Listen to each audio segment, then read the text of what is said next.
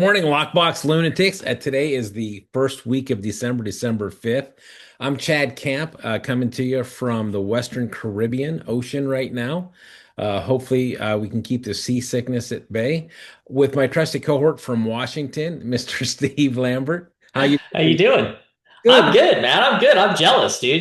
You're enjoying like the nice Caribbean vibes going on and all that. And just back from Arizona.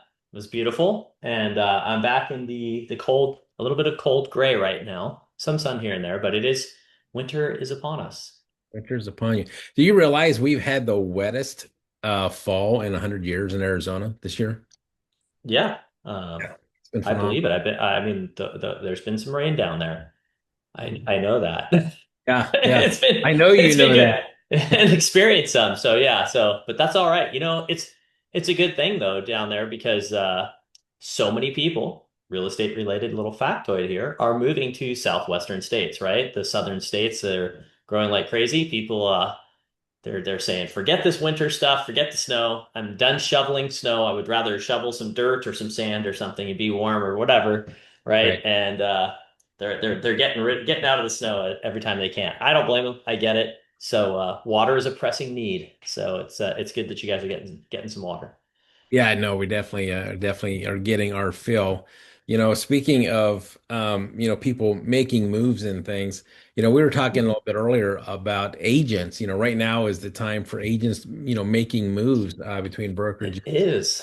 They're looking to see what they're missing out on, what they're not, what their current brokerage is offering, what they're not offering. And you came across an interesting article on Inman that kind of has to do directly with websites, right? Yes, right. Yeah. And so if Yeah. you want to go ahead and expand a little bit on what you were reading there, Oh yeah.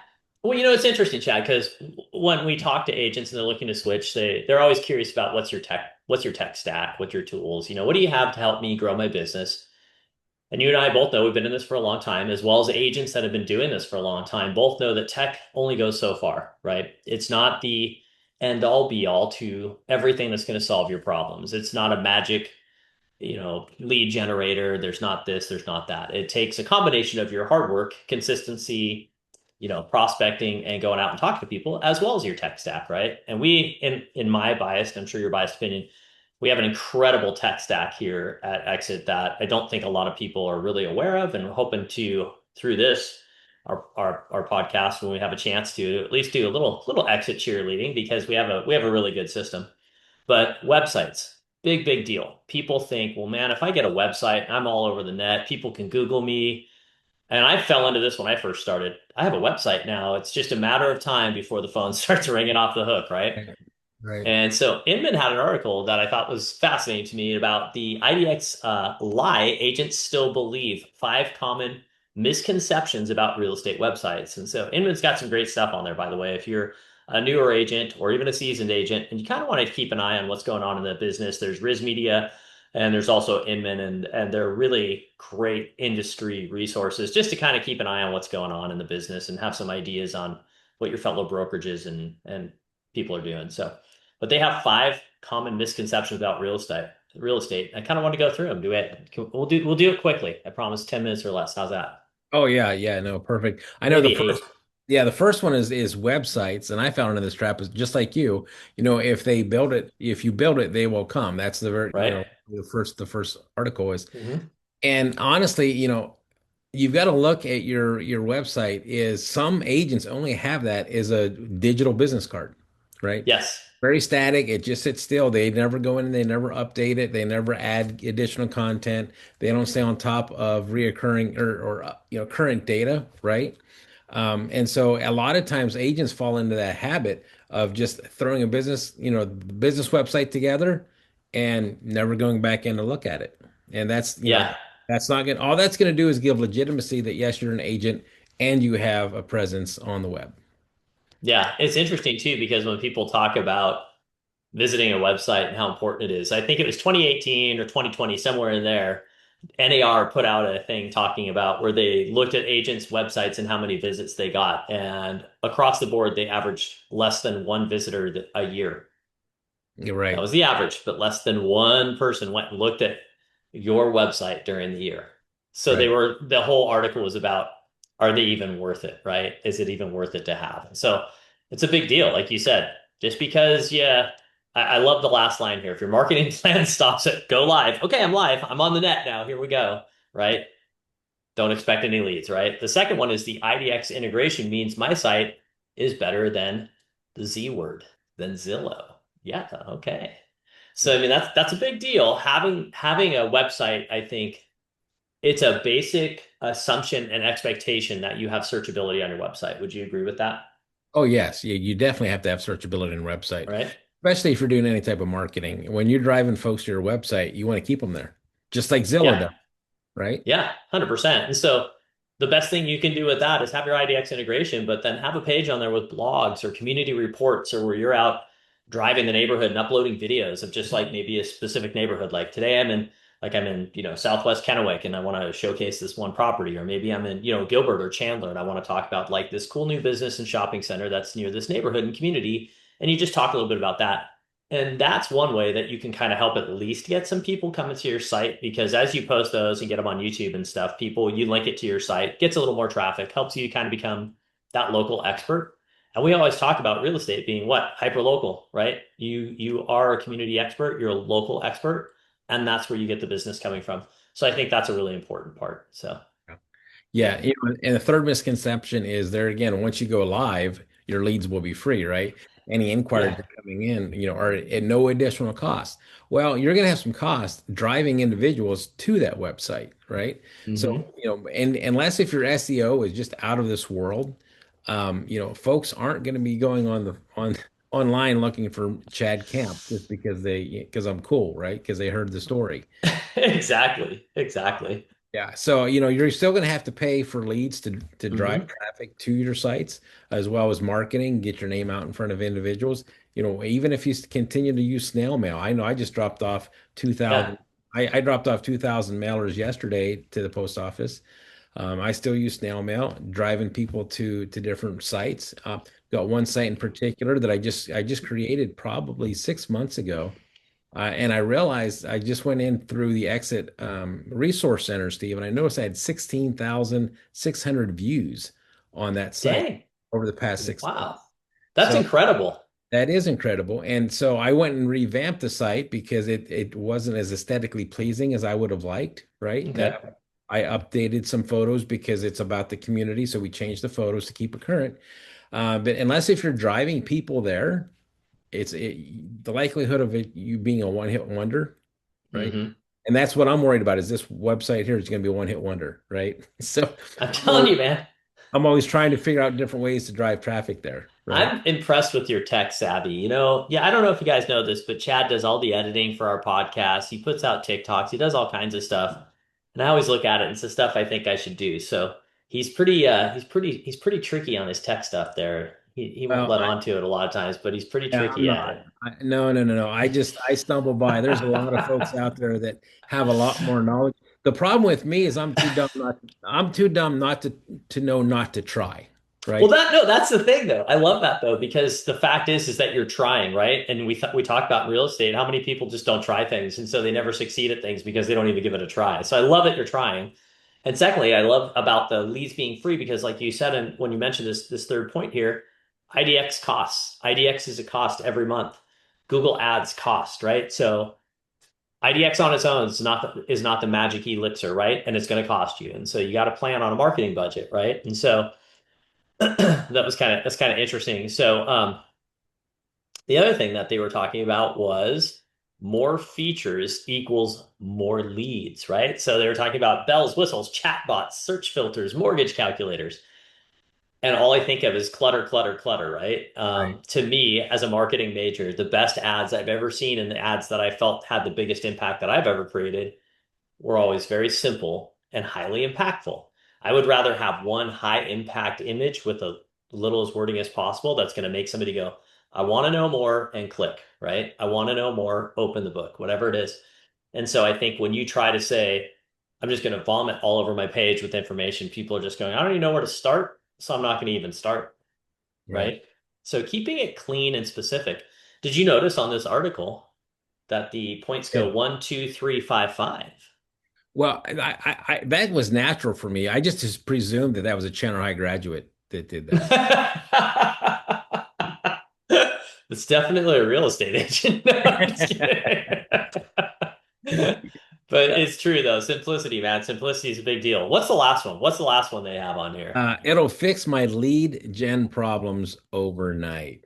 Oh And boy. that can't be further from the truth. Just having a website, all that's going to do is cause more issues. I made some tweaks. I mentioned I made some tweaks to that site, right? And I Hmm. literally just did this probably in the last 4 days, and I'm noticing I'm getting a lot of bot inquiries. And Yep. so how you can tell that you've got a bot inquiry is where they put in their name and it's just gibberish for their name. You Uh-huh. Or they say contact me through WhatsApp.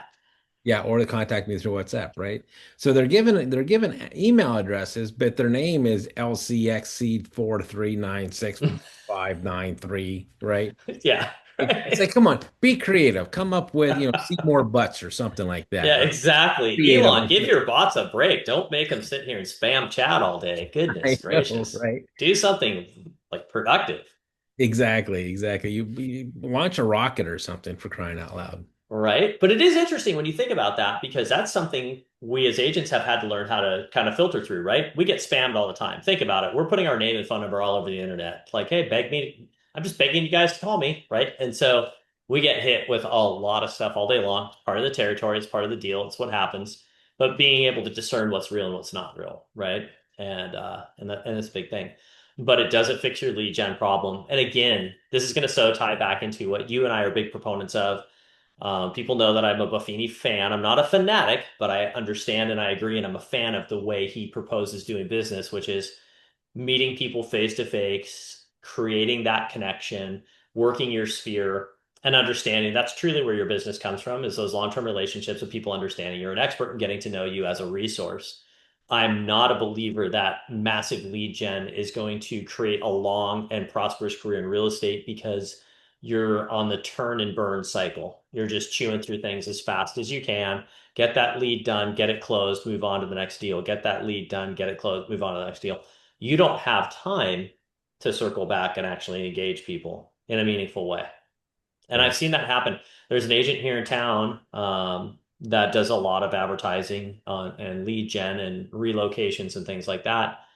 And I've assessed his business and talked to him about it. And it's interesting. He does very well, keeps very busy.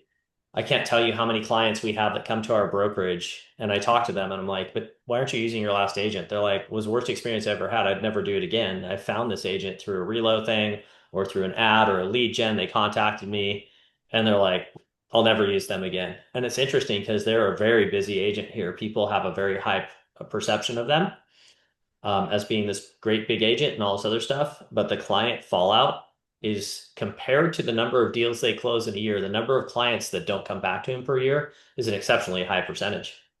It was fascinating to me because I know I'm not the only brokerage that's getting these people, right? They're going to a lot of different brokerages, but it's fascinating because they don't do a lot of listings. They get very few listings. They're a heavy buyer agent, and I can see why. Nobody's coming back to them. They're at that point in their career, in their cycle, where people should be calling him back or calling them back to relist, right? And they're not. Yeah. And I think the where agents miss out, they focus so heavily on lead gen. Okay.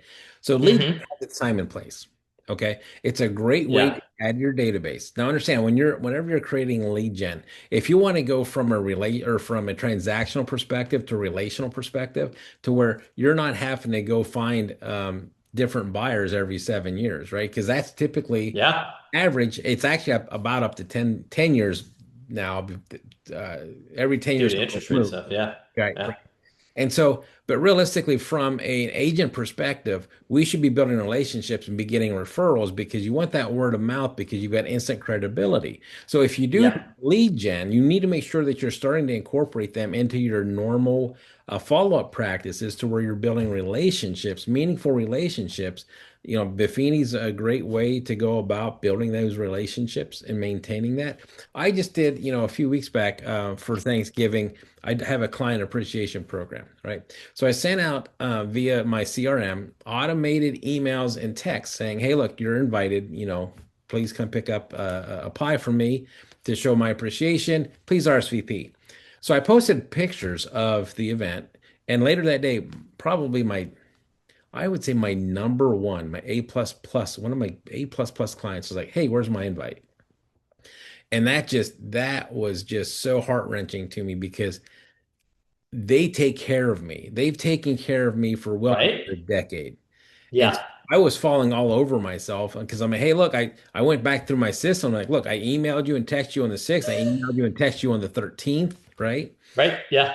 And the issue was is I was using a new CRM, so they didn't recognize the phone number. And then Google, they love me. They throw me right to spam or junk in some instances. So I was backpedaling because You're like, dang it. these are individuals I do not want them thinking that I'm not Right? thinking about them, right? So I ended up I went and delivered a pie to them, put it on the front porch, took a picture, sent it to them, and we had some good laughs back and forth. But realistically, I was horrified that they made that comment, and it was on social media that they made the comment, right? And had nothing to do with me not wanting to appreciate them, had nothing to do with that. But so understand a website is just like a CRM. It is a tool. You remember when Hmm. the computers first came out, garbage in, garbage out, right? Yeah. You, Yeah. you need to make sure that you take care of those tools to make sure that they're functioning the way you want them to be. And not only that is how the consumer or how your client base, your database is perceiving that, right? Yes. Yeah. Fortunately, those individuals, they know me very well, and we can joke around, and they know anytime they have a need of anything, all they got to do is reach out. But um, that could have been devastating for my business had they not raised their hand and said, "Hey, what about us? What are we, chopped liver over here?" Right? Yeah, you could have missed them altogether. And that's scary, right? When you think about that happening. That's a scary thing, man. I mean, No, it really is. it is. And so fortunately, like I said, I was able to make it right. We've got a great relationship. So we joked back and forth about it, and got them their pie. And I let them know, I loved on them a little bit, let them know, hey, look, I really appreciate you guys. I value you guys. Where's my pie? What, you Where'd know, my pie go, dude? I left it at the office. Did you swing by the office to grab it? Yeah, I'll get that and bring it back up on the plane. Yeah. Oh gosh. Well, hey, we're Right. going to jump into one other thing that Yes. you and I were kind of talking about because we thought that was interesting because agents, like I said, right now, hey agents, if you're looking, the biggest piece of advice I could give you is talk to everybody. Talk to a lot of different brokerages because everybody has different pieces of the pie. Everybody has different, no pun intended, everybody has different things that they offer, tech stack, training, mentoring, things like that. Here's what I want people to think. Is a big name brokerage the best? Not always. Sometimes, maybe. Is an independent brokerage not affiliated with anybody the best? Absolutely. Sometimes, maybe. Everything is a sometimes, absolutely, maybe, right? It depends on who you actually jive with. But I really want you to ask brokers critical questions. Are you available to help me? What is your training schedule like? What type of training? Don't tell me you're doing training when you're not training. What type of training are you doing? And then give me an example of an agent that came in like me that was starting or has been in the business a couple of years, wants to grow. What types of things do you do with that agent? Do you sit down and do with them? Ask them those specific questions. If they can't answer it, they're not doing what they're saying they're doing. I'm not trying to be harsh here, but that's the true reality of it. And you and I both know this because if somebody comes in my office and asks me those questions, I can lay out a plan very specifically and quickly. And the thing is that don't just go after names either. Don't, oh, well, all my buddies are at XYZ brokerage, so I'm going to go there. It is social, that's fine, but it's not a social hour. Treat it as a career path. In other words, get up in the morning, have a plan from 9 to 5, 8 to 5, 9 to 6, whatever it is, and have a plan and a path and affiliate yourself with a brokerage that treats their brokerage like a business too and has not just real estate experience, but understands business because you're in a business, right? And so I think that's very important to look at that. And then all the other extra pieces are kind of cool, right? A lot of agents treat this as academics. They sit around, Hmm. they drink coffee, they love to meet at coffee shops, right? They love to talk about doing business, and they treat Yep. it like they're in academia. And realistically, you've got to get in the real world and start putting to action what you're learning, what you're talking about. Hmm. I love agents getting together with other agents, having coffee, talking about what's working in their business, and then Yeah, going out and work in their business. Those are absolutely. those are accountability partners. Those are crucial, right? Yeah. But realistically, your accountability partners should be outperforming you. Oh, Uh, 100%, right? You want to surround yourself with people of excellence. It reminds me when I was coaching soccer. We'd sit down with the kids and we'd sit there and have a game plan for the week based upon the team we were playing. I mean, this is at 14-year-old level, but it's a very high level club ball. So we're like scouting the team. We have film on the team we're playing that weekend. We identified where their strengths were, what their tendencies were, and then on Monday's practice, we'd sit down with the kids. We'd put it all out on a dry erase board and we'd explain how we're going to have three different segments that week. So Monday and Tuesday, we'd practice a specific thing. Wednesday, Thursday, another thing. And then Friday, kind of a wrap up walkthrough before the weekend's game. And the interesting thing about that was, like you said, kind of equate that to the coffee shop meeting, right? We're meeting with our peers at the coffee shop to go over what the game plan is. That's only about 15 minutes. Then after that, the next hour and 45 minutes, we're out on the field executing, right? And that execution. And then on Friday, you're tying it all together. So that's like meeting with your business people, executing, tying it all together and wrapping up a bow on it, and then going out and really executing in the biggest way, right? And which is during the game. And so, like you said, having endless meetings or planning, if you're not doing anything with it, kind it's of not doing you pointless. any good. All you're doing is wasting time. Yeah, you're a talking box. You're a talking It's box at that point. totally been for you. But I don't get know if we're gonna have time to get into our portable mortgages today. I said the word. Uh-oh. portable mortgage, right? So Man. a few weeks ago, we were talking about 50-year mortgages, and with literally within a day or two, it came out, okay, Done. this isn't going to be a thing. Now, whether or not portable mortgages will be a thing or not in the future, time will tell. But that's something we definitely want to explore because that would be extremely exciting, in my opinion, if that I option. agree. Yeah. I agree. We're one of the only, what country, I know you're a little bit more familiar. We have different countries. I know we don't offer it here. No. But what countries is it that people would understand are large countries with robust real estate markets? Where is it offered? So UK has it, right? Okay. And I believe Canada has some semblance of portable mortgages as well. Okay. There's a few European countries, that have it as well. And so it'd be Okay. interesting. You and I were talking about maybe tracking someone down that could talk a little bit more intelligently and how it functions in their country if Hmm. they have it. So that might be something coming up here on the podcast in the next. Yeah, I'd like to get into that. It's a really interesting concept because, and I get it. I get it for a lot of the people that bought during the pandemic that are at these crazy low interest rates. What do we hear from them? I really do want to move, but I don't want to give up but I'm not going to. Right. And when you think about it, it will allow people to live the life they want to lead by being able to sell that house and take that great interest rate with them somewhere else. And if the house is less expensive, that all the proceeds from that other house go to the new mortgage to pay it down, obviously. And if the house is more expensive, you have whatever you have, the cash proceeds, you put that down. And if there's a differential in the loan, obviously, then you get a new loan and becomes a blended rate.